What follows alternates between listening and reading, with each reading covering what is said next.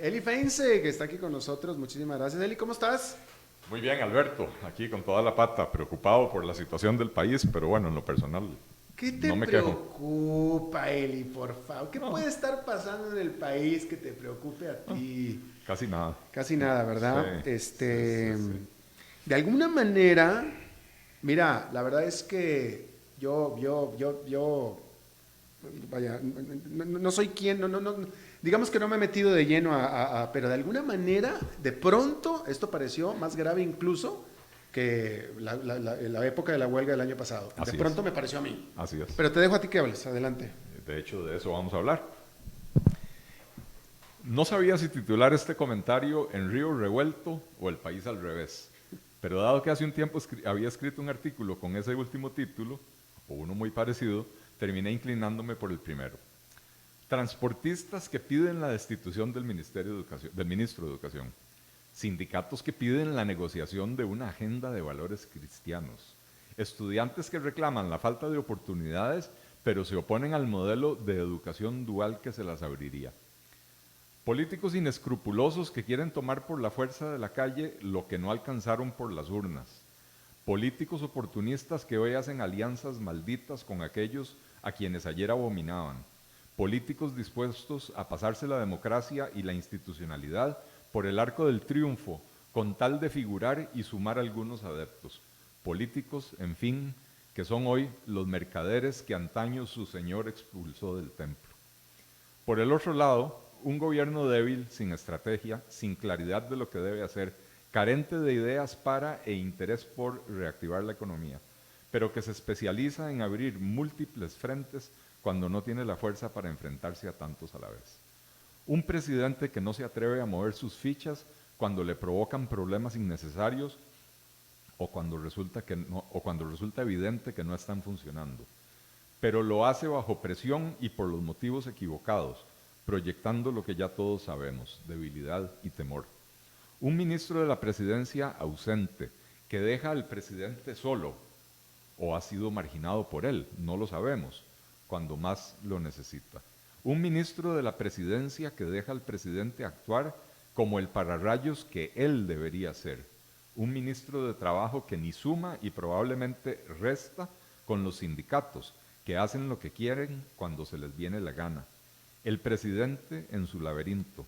El presidente no tiene quien le escriba, lo aconseje, lo escude. En Río Revuelto, ganancia de pescadores, pero no de los pescadores que se verán afectados por la destrucción del recurso marino con la apresurada aprobación de la pesca de arrastre que apenas ayer dieron los diputados. En Río Revuelto, ganancia de pescadores, de los que pescan con sus títulos universitarios y sus puestos públicos en propiedad, con salarios y pluses fuera de proporción y régimen de pensiones de lujo con cargo al bolsillo de los que, a partir de ayer, pagamos IVA. En Río Revuelto, ganancia de los magistrados de la Corte Plena que, presidida por el magistrado de clase media, don Fernando Cruz, determinó ayer que la ley de empleo público afecta su independencia, en un nuevo intento por zafarse de cumplir con los criterios de responsabilidad fiscal que los costarricenses exigen. En Río Revuelto, ganancia de los rectores de las universidades públicas, que en medio de las marchas estudiantiles, protestas de pescadores, bloqueos de los traileros y huelga de los maestros de secundaria, se apresuraron a pedir una cita urgente al presidente de la República, quien raudo y veloz, incapaz de resistir nuevas presiones, eximió a las universidades públicas de, abro comillas, realizar el proceso de verificación de la regla fiscal del presupuesto ante la Secretaría Técnica de la Autoridad Presupuestaria, cierro comillas, así como de, vuelvo a abrir comillas, someter los presupuestos de inversión pública a la aprobación del Ministerio de Planificación y Política Económica, cierro comillas. En español, los eximió de cumplir con la regla fiscal y los principios de prudencia en el manejo de los recursos públicos, provenientes en su enorme mayoría del presupuesto nacional en la forma de una transferencia denominada Fondo Especial para la Educación Superior, FES. El gobierno se ha equivocado una y otra vez, pero es el gobierno constitucional y democráticamente electo en las urnas. Al gobierno se le critica, se le exige hacer cambios, Se vale protestar, se vale manifestar el desacuerdo con sus políticas y rumbo, o ausencia de rumbo claro. Se vale hacerlo en las calles, pero no se vale a expensas de los derechos, de las libertades y del sustento de los ciudadanos. Sobre todo, no se vale promover la violencia, el derramamiento de sangre, las vías de hecho y no de derecho, la sedición. Los amantes de la libertad debemos defender la institucionalidad y, a cambio, exigir al gobierno rectificar el rumbo. No podemos seguir siendo víctimas del chantaje sindical, del abuso salarial, de la matonería de las torres de marfil judiciales y universitarias. Si quiere hacer valer el voto, el gobierno tiene que plantarse firme ante los abusos. De lo contrario, estará cediendo la iniciativa a quienes desean hacerlo caer. Aún resuenan en nuestros oídos el grito revolucionario del 48. El voto es sagrado. Y, ok, a ver, fueron muchos temas, pero vaya... Ha sido una semana muy revuelta, ¿no? Definitivamente, pero voy a empezar con lo último que dijiste. O sea, ¿qué le queda al gobierno? ¿Utilizar la fuerza, quitar los bloqueos, utilizar la fuerza pública? A ver, sí, no confundamos términos. Utilizar la fuerza pública no es lo mismo que utilizar la fuerza. A lo que me refiero es hacer valer la ley, para lo cual a veces pues, hay que usar a la fuerza pública con métodos que no son necesariamente del agrado de la gente. O sea, ¿qué es lo que te quiero decir? Hay que levantar un bloqueo. El bloqueo no se levanta sentándose a tomar café con los manifestantes, sino llevando una grúa, como lo hicieron anoche, llevando una grúa o un tractor para remover el equipo que está obstaculizando la vía. Cuando se está violando la ley y cuando se están violando los derechos de los ciudadanos, esa es la forma de proceder. Lamentablemente el gobierno no supo cómo reaccionar ante las primeras manifestaciones. El gobierno no supo cuándo hacer los cambios que debía hacer. Hay ministros que se tenían que haber ido, pero que se tenían que haber ido hace un mes, cuando el presidente hizo su evaluación del primer año, y no esperar a que vinieran los manifestantes a pedirle bajo presión la cabeza de esos ministros. Porque entonces, al despedir o al aceptar la renuncia al ministro de Educación, insisto, por los motivos equivocados, lo que proyecta es debilidad. Y esa debilidad hace que, o provoca que, más gente se envalentone y salga a las calles a exigir cuanta cosa, porque aquí empecé listando, ¿verdad? Sindicatos pidiendo una agenda de valores cristianos. Realmente, ¿cuándo se ha visto una cosa así? ¿Cómo?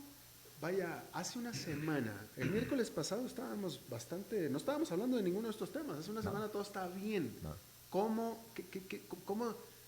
Es más, yo te voy a ser sincero, yo en lo personal estaba yo más distraído con lo que estaba pasando en Hong Kong. Sí. Para cuando volteé, ya aquí ya estábamos en llamas, peor que en Hong Kong. Entonces, ¿en qué momento, qué pasó en tan poquito tiempo que se puso tan mal? Yo creo que el gobierno hizo un pésimo manejo del tema de la Marcha de la Diversidad. Y empiezo por aclarar, yo fui a la Marcha de la Diversidad. Yo llevo 5 años marchando en la Marcha de la Diversidad. Yo creo en el matrimonio igualitario, por ejemplo. Pero el presidente de la República fue a la marcha. Yo creo que al presidente nadie le paga para que marche con un grupo en detrimento de otros grupos de la sociedad. Marcha con un banner, una manta que dice algo así como nunca más caminarán solos. Bueno, y la gente que está en condición de pobreza, y la gente que está en situación de desempleo, y que no ven medidas de reactivación económica, ¿qué van a pensar ellos? Ellos sí tienen que caminar solos, porque el gobierno no camina con ellos. Pero no solo eso, aprovecharon esa marcha para tratar de redimir a un viceministro que había utilizado un teléfono de su ministerio para enviar material porno justamente a la oficial de género de su ministerio, una subalterna suya.